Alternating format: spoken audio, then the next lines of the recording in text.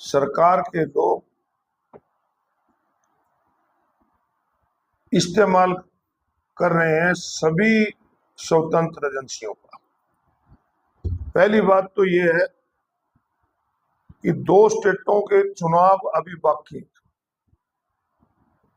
और जब भी कभी 2 स्टेटों के अभी चुनाव होते हैं, चुनाव आचार संहिता लग जाती है और चुनाव आचार संहिता के चलते हुए पार्लियामेंट का सेशन बुलाना ही गलत था। और पार्लियामेंट के सेशन बुलाकर और उसके बाद जिस प्रकार से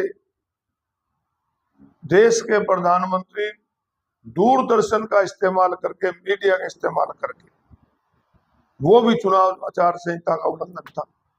रही बात महिला आरक्षण की, कांग्रेस पार्टी ने हमेशा महिला आरक्षण बिल का समर्थन किया और इस देश के अंदर पंचायती राज संस्थाओं और नगर पालिकाओं के अंदर अगर पहली बार किसी ने रिजर्वेशन दिया तो कांग्रेस पार्टी के उस समय के प्रधानमंत्री स्वर्गीय राजीव गांधी ने दिया। महिलाओं के सम्मान की तो बात करते हैं, आज महिलाओं पे कितने अपराध बढ़ रहे हैं उसकी चर्चा नहीं करते। इनका मकसद हर समय किस प्रकार से देश के लोगों को बेवकूफ बनाया जाए। सितंबर 2023 को पार्लियामेंट के अंदर सर्वसम्मति से महिलाओं को 33% आरक्षण लोकसभा और विधानसभा में मिले, बिल पास हुआ और उसके अंदर ये कहा गया कि पहले जातीय जनगणना होगी, सेंसिस होगी, सेंसिस के बाद जब परिसीमन लागू होगा उसके साथ महिला आरक्षण बिल लागू होगा। अभी जनगणना हुई नहीं और जनगणना हुई नहीं क्योंकि 11 में हुई थी, 21 में होनी थी, आज 26 हो गया। उसका दोषी कौन है? ये सरकार है। क्यों लेट कर रहे हैं?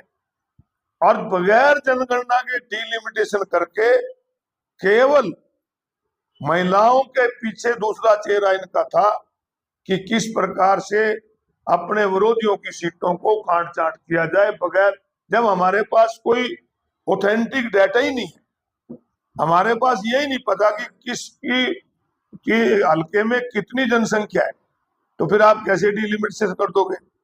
तो हमारी पार्टी और पूरे विपक्ष ने कहा कि आप महिला आरक्षण बिल लाए, उसको लागू करें। महिला आरक्षण बिल लागू नहीं करना चाहते, महिला आरक्षण बिल की आड़ में अपने विरोधियों को कैसे दबाया जाए, किस प्रकार से अपने पद का दुरुपयोग करके चुनाव आचार संहिता का उल्लंघन किया जाए, ये सरकार की मंशा है। हम आज भी मांग करते हैं कि सरकार जो सितंबर 2023 का महिला आरक्षण बिल है उसको जो कि तू लागू करे और अगर फिर नया बिल भी लाना है तो पार्लियामेंट का सेशन बुलाए, ले हम कांग्रेस पार्टी और पूरा विपक्ष तैयार है और 2029 के चुनाव में उसको लागू करना चाहिए। तो बात महिलाओं की करते हैं, जब टिकटें देने की बात आती है सबसे कम महिलाओं को टिकटें बीजेपी देती है।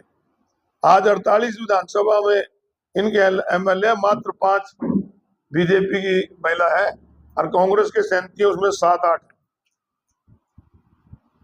ये तो मेवा सिंह ने बताया कि देश की प्रधानमंत्री की बात हो, राष्ट्रपति की बात हो, लोकसभा के स्पीकर की बात हो, आपके पहले मुख्यमंत्री बनाने की बात हो, पहले चीफ जस्टिस ऑफ इंडिया को बनाने की बात हो, सारा कांग्रेस पार्टी के समय में हुआ है। महिला आरक्षण भी कांग्रेस पार्टी लेके आई है। ये तो केवल दिखावा करते हैं, ये किसी के लिए कुछ नहीं करते। ये खाली महिलाओं के लिए। किसान का क्या हालत देखते नहीं तुम? मंडियों के अंदर जाके देखो कि अंगूठे लगाओ कि चोर है किसान। आज लॉ एंड ऑर्डर की स्थिति कितनी खराब हुई उस पर कोई चर्चा नहीं करते।